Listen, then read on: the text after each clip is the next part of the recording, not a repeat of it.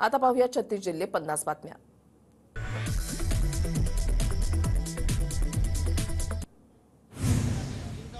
राज्यभरातून भाजीपाला पुरवठा सुरळीत, ट्रक चालकांचा संप मिटला असला तरी अद्याप भाज्यांची आवक कमी असल्याने दरात वाढ।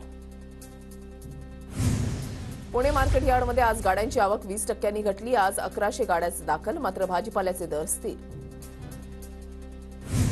सोलापूरच्या कृषी उत्पन्न बाजार समितीमध्ये कांद्याची आवक वाढली। कांद्याच्या 800 गाड्या दाखल झाल्याने आजपासून कांद्याचे लिलाव सुरू।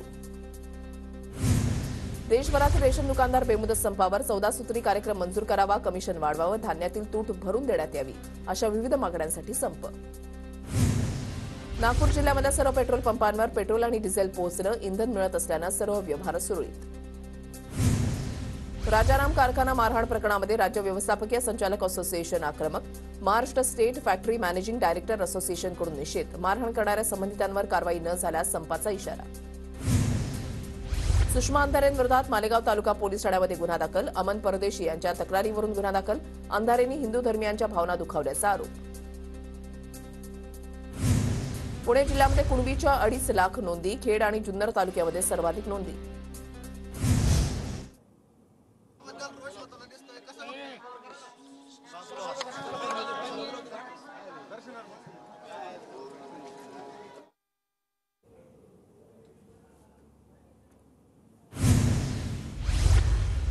राज्य सरकारचा अनुदान नको उपक्रम। खर्चामध्ये बचत करण्यासाठी विविध योजनांमधील सवलतींना राज्य सरकारकडून खात्री। उद्या सकाळी 10 वाजल्यापासून नागपुरातील अनेक भागामध्ये 18 तासांसाठी पाणी पुरवठा बंद राहणार। 6 जानेवारीला संध्याकाळी 4 नंतर पाणी पुरवठा सुरळीत होणार। दुरुस्तीच्या कामासाठी पाणी पुरवठा बंदचा निर्णय। पुण्यात ओला उबरचा प्रवास महागला। प्रादेशिक परिवहन प्राधिकरणाकडून वातानुकूलित टॅक्सीच्या भाडी दरामध्ये वाढ।